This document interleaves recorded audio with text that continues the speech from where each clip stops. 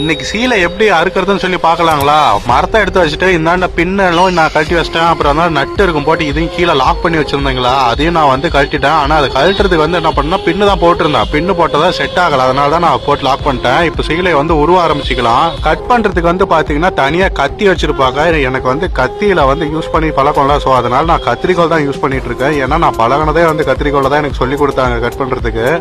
So இப்போ blouse இந்தாண்ட காலி உடல் காலி வரும். அப்புறம் காலி ஓட்டினதுக்கு அப்புறம் உடல் வரும். உடல் அதுக்கப்புறம் பாத்தீங்கன்னா முந்தாணி வந்துருங்க. முந்தாணி எடுத்து மடி போட்டு இந்த தளவு பின் மடிப்பு இருக்குது பாத்தீங்களா, இதை தூக்கி உள் மடிப்பா போடணும். உள்ள மடிச்சு விட்டு அப்புறம் நம்ம சீலையை சரி பண்ணி மடிச்சுக்கலாம். அந்த தளவுல இருந்து எடுத்துக்கணுங்க. அந்த தளவுல இருந்து எடுத்து ரெண்டா இப்படி பொழந்து மடிச்சுக்கணும். அதுக்கப்புறம் இந்த எண்டுல இருந்து இந்தாண்ட கம்ப்ளீட்டா மடிச்சு நம்ம வகையை எடுத்துக்கலாங்க. ஏன்னா சீலை சுத்தமா இருக்கணும், எந்த பக்கமும் தொந்தரவு இருக்கக்கூடாது. இப்ப என்ன பண்றேன்னு பாத்தீங்கன்னா, சீலை ஃபர்ஸ்ட் நான் சீலை அணைக்கிறேங்க. இதுதான் முக்கியமான டைம்.